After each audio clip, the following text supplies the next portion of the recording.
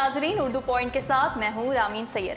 नाजरीन, पाकिस्तान काबिलियत के लिहाज से बड़ा जरखेज़ मुल्क है। आप किसी भी फील्ड पर नज़र डाल लें, चाहे तालीम का शोबा देख लें, बिजनेस ले लें, टेक्नोलॉजी या फिर शोबिस, पाकिस्तान में काबिल और मेहनती लोगों की कमी नहीं। खासकर ज़िंदगी की दौड़ में शामिल वो लोग जो रिवायती उमूर से हटकर कुछ करने के ख्वाहिशमंद होते हैं, अपनी इस ख्वाहिश में मेहनत का रंग डालकर कुछ बड़ा कर ही गुजरते हैं। आज मैं पाकिस्तान के एक ऐसे ही फ़र्द से आपको मिलवाऊंगी। साइबर एंटरप्रेन्योरशिप के शोबे में अपनी एक मुनफरिद पहचान रखते हैं। पाकिस्तान एंटरप्रेन्योर्स एसोसिएशन के बानी और हेक्सा टेक्नोलॉजीज़ के CEO हैं।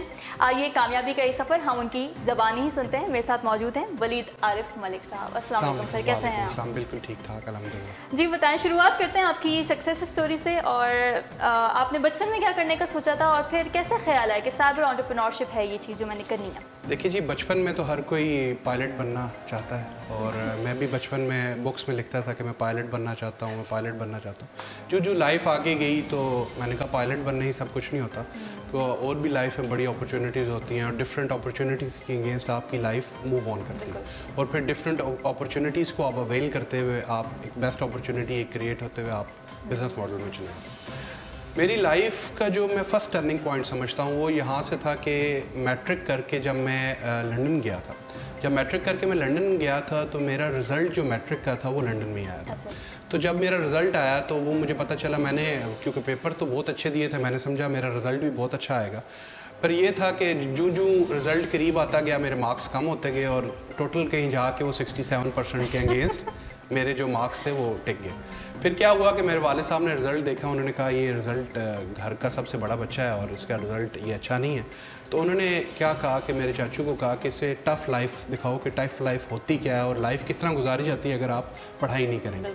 तो क्या हुआ कि उनका एक मैनेजर था जानने वाला, उन्होंने मैनेजर को कहा कि आप इसको जो है KFC में जॉब करवाएं। मैनेजर जानने वाला था, मैं KFC में गया, उसने फर्स्ट डे कहा कि आपको जी पे तो मिलेगी नहीं, कुछ आपने काम सीखना। उसने मुझे काम सिखाते सिखाते इतना कुछ सिखा दिया कि आप सोच भी नहीं। उसने मेरे से क्या क्या काम कराया वो मैं बता नहीं सकता, पर यह है कि मेरी ज़िंदगी वहाँ से चेंज हो गई। मैंने पहले दिन मुझे याद है 1 बजे तक मैं KFC में जॉब करता रहा। फिर जैसे ही जॉब करके निकला तो मुझे लास्ट ट्रेन भी नहीं मिल रही। मैं घबराहट में ट्रेन में ऑपोजिट बैठ गया, जो टर्मिनल एंड तक जाता है वहाँ तक बैठ के फिर मैं वापस गया। मैं घर गया, मैंने फ़ोन किया, मैंने कहा मैंने वापस पाकिस्तान जाना, मैंने यहाँ नहीं रहना, मैं हमसे नहीं हो पाएगा। मैंने फिर क्या हुआ, जब मैं पाकिस्तान आया मैंने एडमिशन लिया कॉलेज में, फ़ज़ाई इंटर कॉलेज चकलाला में। मैं एडमिशन लेने के बाद चकलाला में मैं ये हुआ कि मैंने शुरू कर दी पढ़ाई। फिर सुबह उठता था और मैं एक सोफ़ा होता था और सामने टेबल, मुझे याद है मैंने बुक ले लेना और यूँ पेज करना और दिन रात पढ़ाई। फिर उसकी जो है मैंने की, अल्हम्दुलिल्लाह मेरी बड़ी अच्छी परसेंटेज आई FSC में और फिर मैंने डिफरेंट यूनिवर्सिटीज़ में अप्लाई करना शुरू कर दिया। फिर ये हुआ कि जो होता है बेहतर के लिए होता है। फिर ये है कि मैंने जब अप्लाई किया तो मेरे मार्क्स अच्छे थे, मेरा एडमिशन हुआ UET टेक्सला में। मेरी फर्स्ट मेरिट लिस्ट में कंप्यूटर इंजीनियरिंग में मेरा नाम आ गया था। फिर जब कंप्यूटर इंजीनियरिंग में मेरा नाम आया, मेरे दोस्तों ने कहा आप सेकंड ईयर अप्लाई करो, क्योंकि सिविल इंजीनियरिंग का मेरा बड़ा शौक था और सिविल इंजीनियरिंग का कुछ पॉइंट से मेरा मेरिट रह गया, 0.02, 1-2 बंदा अगर लॉस होता मैं सिविल इंजीनियरिंग होता। पर यह है कि मैं कंप्यूटर इंजीनियरिंग में गया। फिर उसके बाद मैं जब कंप्यूटर इंजीनियरिंग में गया, फिर मैं वहाँ फर्स्ट ही मंथ में कुछ CR बन गया। तो मेरा ये है कि चहल पहल में मेरा दिल लग गया, मैंने इंजीनियरिंग स्टार्ट कर दी। और आज वो दिन है और आज का दिन है, मैं शुक्र करता हूँ कि मैंने कंप्यूटर इंजीनियरिंग की। इसके अलावा कोई फील्ड होती तो पता नहीं क्या होता, पर जो होता है वो बेहतर के लिए होता है। मैं बड़ा इस ऑप्शन बिल्कुल ऐसे जो होता है बेहतर के लिए होता है। अच्छा, आपने शुरू में कभी ये नहीं सोचा कि मुझे जॉब करनी चाहिए और साइबर एंटरप्रेन्योरशिप की तरफ ही आप क्यों आए? मैंने शुरू में 4 साल यही सोचा। इंजीनियरिंग के पहले 2-3 साल मेरा भी फोकस था कि मैं जॉब करूंगा। मेरे वाले साहब गवर्नमेंट एम्प्लॉय हैं, तो मैंने उनको कहा कि मैं किसी तरीके से इनसे क्या है कि या सिफारिश करवा के मैं एक अच्छी नौकरी में लग जाऊंगा, अच्छा मेरी सैलरी होगी, मैं अपनी लाइफ एंजॉय करूंगा, बड़ा ज़बरदस्त सी लाइफ होगी। और ये प्लान्स बन गया, सब कुछ बन गया। फिर ये हुआ कि मेरी लाइफ का टर्निंग पॉइंट एक इंजीनियरिंग के अंदर ही आया। मेरे कुछ फ्रेंड्स हैं, होम टाउन फेलोज़ हैं जो ब्लॉगिंग करते हैं। अच्छा। वो ब्लॉगिंग करते थे, वो काफ़ी अरसे से इस चीज़ पे काम करते हैं। एक ने MBA किया हुआ है पर वो है इसी फील्ड में। उन्होंने मुझे कुछ गाइडेंस दी, इस हवाले से गाइडेंस दे के मैं उस फील्ड में, क्योंकि मेरी इंजीनियरिंग फील्ड थी, कंप्यूटर इंजीनियरिंग था, तो मैं ब्लॉगिंग वाली फील्ड मेरे से रिलेटेड थी, तो मैंने ब्लॉगिंग स्टार्ट कर दी। वो उस टाइम अच्छा रेवेन्यू कमा रहे थे, एक रेवेन्यू अट्रैक्शन भी थी मेरी तरफ के वो रेवेन्यू अर्न कर रहे हैं, तो क्यों ना मैं इस चीज़ को शुरू करूँ। मैंने क्या किया कि मैंने रेवेन्यू शुरू कर दी ब्लॉगिंग। मुझे फर्स्ट मंथ कुछ आया, थर्ड मंथ कुछ रेवेन्यू आया, फिर यूँ बढ़ते बढ़ते इंजीनियरिंग फोर्थ ईयर में मुझे अच्छा भला रेवेन्यू आ रहा था, जो एक स्टूडेंट के लिए मोर देन इनफ होता है, जिसकी कोई हद ही नहीं। और मैं वाले साहब के भी काबू से बाहर हो गया था, क्योंकि उन्होंने कहा अब ये मेरे से ना खर्चा लेता ना पानी, अब ये डिपेंडेंट हो गया। अब ये हुआ जो मेरे गुजरता गया टाइम, तो मैंने ब्लॉगिंग स्टार्ट रखी। तो उसमें यह है कि मैंने जब इंजीनियरिंग एंड हुई तो मैंने कुछ ब्लॉग्स अपने फ्लिपा पे सेल आउट कर ली, जिससे मुझे रेवेन्यू पोटेंशियल बड़ा हैवी अमाउंट्स में मेरे वो सेल आउट हुए फ्लिपा पे, जिससे मुझे फर्स्ट सक्सेस मिली और मुझे पता चला कि बिज़नेस में और जॉब में किस चीज़ का फ़र्क। आप बेसिकली 1 ईयर 2 ईयर एडवांस हो जाते हैं। जॉब जो करते हैं उसके हर चीज़ के अपने बेनिफिट्स हैं, पर एंटरप्रेन्योरशिप के अपने ही बेनिफिट्स हैं। तो उससे फिर मेरा लाइफ का स्टार्ट हुआ था।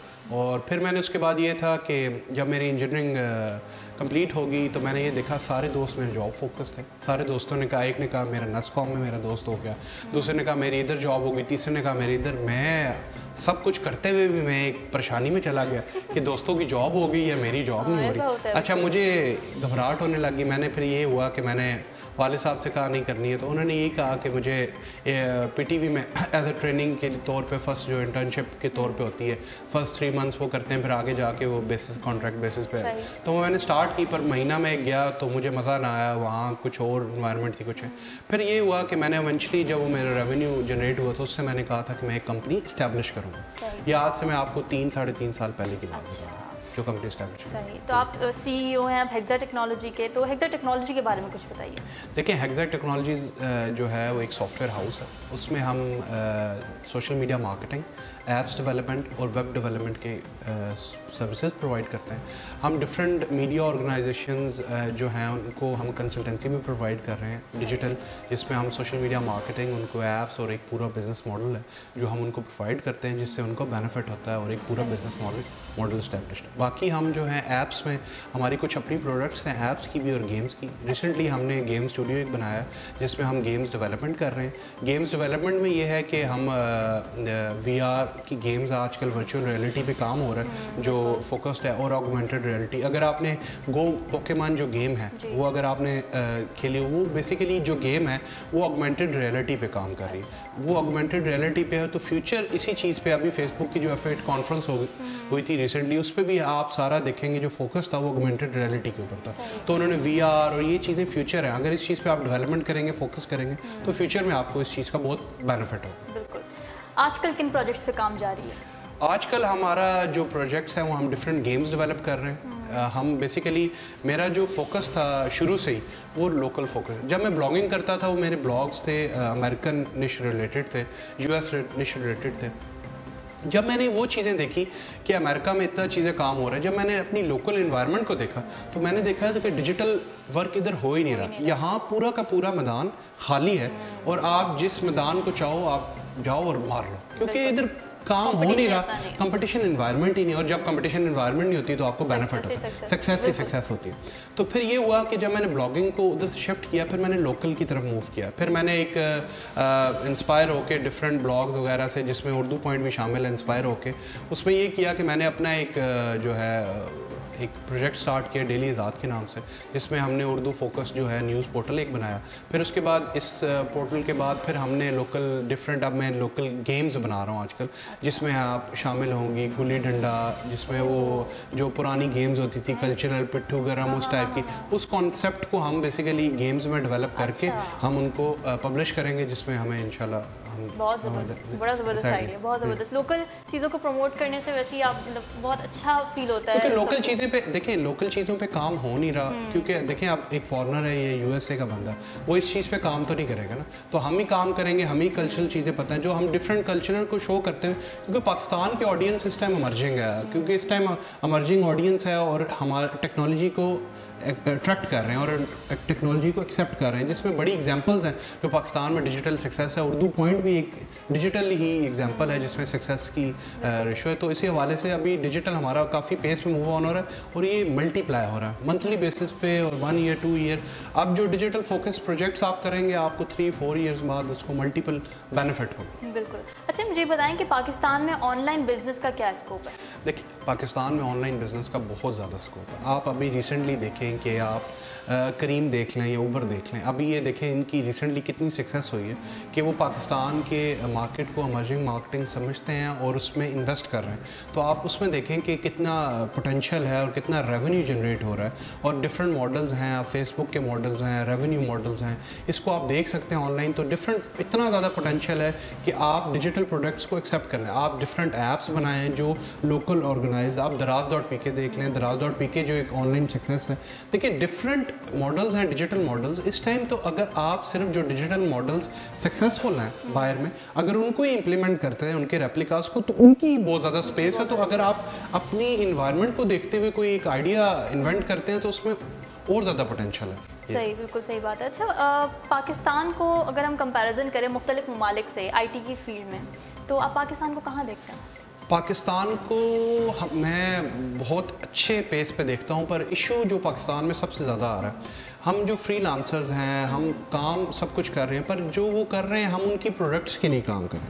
अब आप ये देखें कि डिफरेंट जो प्रोडक्ट्स हैं, एप्लीकेशंस हैं जो डेवलप हो रही हैं, वो हमसे सर्विसेज लेके हम उनको सर्विसेज दे रहे हैं, हम उनकी प्रोडक्ट्स को डेवलप कर रहे हैं, जो इवेंचुअली अपनी प्रोडक्ट्स पे इन्वेस्ट करके उस प्रोडक्ट से मल्टीपल बिलियंस ऑफ डॉलर्स वो अर्न करते हैं। पर उस प्रोडक्ट को डेवलप किसने किया होता है? पाकिस्तान में। तो हम अगर अपनी प्रोडक्ट्स पे फोकस करके अपनी प्रोडक्ट्स डेवलप करें, साथ साथ हम सर्विसेज पोटेंशियल देना ज़रूरी होता है ताकि हम सीखें किस स्पेस में मार्केट जा रही है क्या नहीं। पर हमें अपनी प्रोडक्ट्स भी डेवलप करनी चाहिए जिससे इवेंचुअली हमें फ़ायदा हो।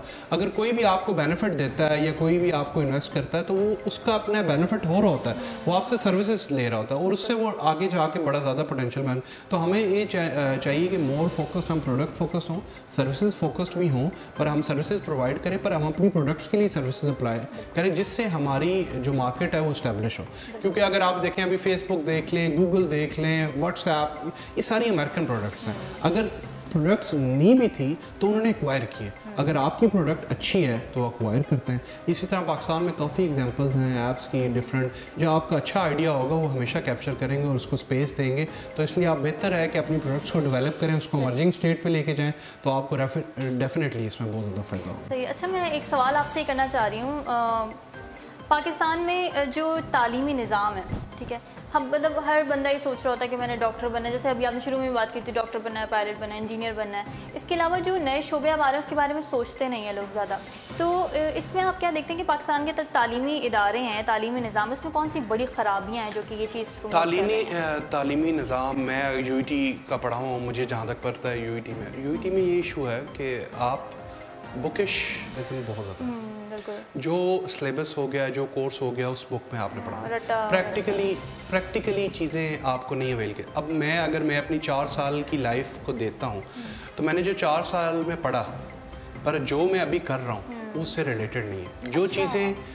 जो चीज़ें मैंने खुद से सीखी हैं तो मेरी फील्ड से रिलेटेड, पर उन चीज़ों को मैंने खुद एक्सप्लोर किया, खुद सीखा, खुद अमर्ज किया, फिर उन चीज़ को देखिए। हमारी सबसे बड़ा इशू ये है कि आप अपनी इंजीनियरिंग स्टूडेंट्स को बताते हैं पर हमारा इंडस्ट्री और एकेडमिया का लिंकेज नहीं है। जब आप एकेडमी में एक चीज़ बताते हैं, आपने फाइनल ईयर प्रोजेक्ट को आप देख लेते हैं, आप पूरा साल, मैंने भी एक फाइनल ईयर प्रोजेक्ट बनाया था, जिसमें फाइनल ईयर प्रोजेक्ट में अब ये था कि आप उसमें फाइनल ईयर प्रोजेक्ट में मैंने एक वर्चुअल हैंड बेस्ड माउस बनाया था। वो बनाने के बाद पर अब देखें कि मैं अब जो काम कर रहा हूँ, अगर मैं उस काम को ही फाइनल प्रोजेक्ट में करूँ तो कितना बेनिफिट हो। अगर आपकी इंडस्ट्री है, जैसा मेरा सॉफ्टवेयर हाउस है, अगर मेरे साथ यूनिवर्सिटी डिफरेंट कोई MOU साइन करती है जिसमें मैं स्टूडेंट्स को वो प्रोजेक्ट असाइन करूँ जो उनको 1 ईयर के बाद बेनिफिट देगा और उनको इवेंचुअली हेल्प करेगा और मार्केट के अंदर ग्रोइंग स्टेज के ऊपर होगा, तो वो चीज़ें हमेशा फोकस करनी चाहिए जो चीज़ें आपको मार्केट के अंदर इंडस्ट्री के लिए बेनिफिट दें। हमारे स्टूडेंट्स पढ़ के आ जाते हैं, जैसे ही जाते हैं जॉब, उनको पता ही नहीं नहीं होता कि किस तरफ आपने जाना है। एक रास्ता मिल जाना बहुत ज़्यादा इंपॉर्टेंट होता है, जिसकी वजह से हमने एक पाकिस्तान एंटरप्रेन्योर्स एसोसिएशन की बुनियाद रखी थी, जिसमें ये कहा था कि हम डिफरेंट इंजीनियर्स और स्टूडेंट्स को गाइड करेंगे कौन सा राइट पाथ है, किस तरीके से आप रेवेन्यू जनरेट कर सकते हैं ऑनलाइन, और उनको डिफरेंट चीज़ों से आगाह करें। बिल्कुल ऐसे ही तालीमी इदारों में सॉफ्ट एजुकेशन, यानी हमें गाइडेंस इस तरह से नहीं दी जा रही होती कि हमने जॉब को किस तरह से परस्यू करना है, हमने किस तरह की जॉब ढूंढनी है, जॉब ढूंढनी है या नहीं ढूंढनी, आपने करना किस तरह का। और यहाँ तक कि मुझे याद है अभी मैं जब मुझे गूगल से रेवेन्यू आ रहा था और फेसबुक से, तो मैंने उनको कहा था मुझे फेसबुक से और गूगल से रेवेन्यू आ रहा है, तो उन्होंने मुझे कहा था फेसबुक और गूगल से भी रेवेन्यू आता है। तो मतलब आप ये देखें कि अवेयरनेस नहीं है, तो लैक ऑफ अवेयरनेस सबसे इंपॉर्टेंट है। जब अवेयरनेस होगी तो खुद ऑप्शंस क्रिएट होंगे, वो हमें एजुकेशन सिस्टम से ही मिलेगी। बिल्कुल एजुकेशन सिस्टम से मिलेगा। अच्छा, आप कामयाबी को किस तरह डिफाइन करते हैं? देखिए, पाकिस्तान में जो कामयाबी डिफ़ाइन की जाती है ना, वो इस तरह है कि एक अच्छा घर एक अच्छी गाड़ी और बच्चों की तालीम। कामयाबी ये नहीं है, ठीक है। अगर आप देखते हैं बाहर के कल्चर को, तो अगर आपको घर है वहाँ कौंसल दे देती है, गाड़ी आपको बैंक दे देता है विद इंटरेस्ट फ्री 0.5% इंटरेस्ट या किस पे, बच्चों की जिम्मेदारी आपकी गवर्नमेंट उठा लेती है। तो जो जिधर हमारी लाइफ एंड होती है वहाँ से उनकी लाइफ शुरू होती है। तो आपने इन चीज़ों को डिफ्रेंशिएट करना है। हमारा पाकिस्तान का एक बहुत बड़ा अलमिया है कि हम रोटी के पीछे भागते हैं। उन्होंने हमें रोटी के पीछे लगाया, जो एजेंडा है, जो फॉरेन एजेंडा है, जिसमें हमारी डिफरेंट यूथ इंडल्ज हुई है, उसमें सिर्फ और सिर्फ हमारा फोकस ही होता है कि यार हमने महीने के बाद रोटी कमानी है और इस खाने के खर्चे पूरे करने हैं, मैंने ये पेट्रोल डलवाना है। हमारी लाइफ इसी की इर्द गिर्द घूम रही है। बच्चे की फ़ीस आ गई है, मैंने बच्चे की फ़ीस देनी है, मैंने घर का ये कंस्ट्रक्शन का खर्चा ये पूरा कर देना। लाइफ बहुत डिफरेंट है इस चीज़ से। अगर आपने कुछ लाइफ में डिफरेंट करना है या कुछ लाइफ को डिफरेंट यूनिक एंगल से देखना है, जो कि आप इस तरफ आके एंटरप्रेन्योरशिप की तरफ ही आके देख सकेंगे, उससे पहले आपको नज़र नहीं आएगा, क्योंकि आप अपनी परेशानियों और मुसीबतों में इतना घिर जाते हैं कि आप उस चीज़ को फोकस ही नहीं कर पाते। जो सबसे बड़ा इशू है, मेरे जो दोस्त थे जो जिन्होंने इंजीनियरिंग की, उनका फैमिली बैकग्राउंड वीक था। तो एक तो मेरा फैमिली बैकग्राउंड थोड़ा सा स्ट्रॉन्ग था, जिसने मुझे सपोर्ट किया कि मैं इस तरफ भी मूव ऑन हूँ, जिसमें फिर डिफरेंट अपॉर्चुनिटी क्रिएट हो। पर मैं उनको भी ऑप्शन देखें, जो मेरा एक कुछ दोस्त हैं, उन्होंने जॉब स्टार्ट की, कुछ जॉब के बाद उन्होंने अपना काम स्टार्ट किया, उनको इतनी सक्सेस हासिल हुई कि आप उनसे मुकाबला ही नहीं कर सकते, ठीक है, अच्छी भली। तो आप ये देखें कि आप शुरू में अगर आपका रेवेन्यू नहीं है और आपने एक स्टेज पे खड़ना हो, आप जॉब करें, पर शाम को आके आप अपना टाइम फोकस करें बिजनेस मॉडल की तरफ। देखें, आप जिस तरफ मूव कर रहे होते हैं, जिस तरफ आप बैठ रहे होते हैं, वो कुछ किसी ना किसी बिजनेस मॉडल में होता है। बेसिकली आपने बिजनेस मॉडल को स्टडी करना होता है कि कितनी इन्वेस्टमेंट है, किसी चीज़ में अमाउंट इन्वेस्टमेंट होती है, किसी चीज़ में अमाउंट आपका हुनर इन्वेस्टमेंट होती है। आप देखें, अगर आप एक अच्छे डेवलपर हैं, आप जॉब कर रहे हैं, तो अगर आप अपनी प्रोडक्ट डेवलप करेंगे तो आपका टाइम डेवलप हो रहा है। बेसिकली आपकी मनी इन्वेस्टमेंट नहीं, आपका टाइम इन्वेस्टमेंट है। तो डिफरेंट ऑप्शन है, पर अब पाकिस्तान में भी इतनी ज़्यादा ऑप्शन आ चुकी हैं कि आपको इन्वेस्टमेंट पॉइंट ऑफ व्यू से इतना बेनिफिट हो जाता है कि आपको, अगर आपका अच्छा आइडिया, आपको इन्वेस्टमेंट के डिफरेंट प्लेटफॉर्म्स हैं, आप इन्वेस्ट कर सकते हैं। बिल्कुल ऐसे ही। लेकिन यही बात है ना कि हम इकोनॉमिक स्टेबिलिटी अगर मुल्क में हो, जैसे कि बाहर के मुल्कों में है, उनको रोटी की फ़िक्र नहीं होती, अपनी गाड़ी और घर की भी इतनी फ़िक्र नहीं होती, तो फिर आप अगली बात सोच सकते हैं। यहाँ पे यही है कि बेसिक हम सोचते हैं इस बारे में कि हमारी, क्योंकि ज़ाहिर है हमारी बेसिक नीड्स यहाँ पे पूरी नहीं हो रही हैं, हमें गवर्नमेंट की तरफ से इतना कोई सपोर्ट तो नहीं मिलता, तो फिर ज़ाहिर है हमें जॉब, जो आपने बिल्कुल सही सजेशन दिया, जॉब आप करें और उसके बाद जॉब करें, पर अपनी पोटेंशियल शुरू करें, पर शाम को आप बैठ के कोई डिफरेंट बिजनेस मॉडल को, आपको 6 महीने 1 साल लग जाएगा, पर आपको इवेंचुअली एक बेनिफिट होगा, और वो बेनिफिट मल्टीपल्स ऑफ जॉब होता है, आप सोच भी नहीं सकते उस बेनिफिट को। बिल्कुल। अच्छा, टेक्नोलॉजी की फील्ड में आप किसको आइडियलाइज करते हैं और क्यों?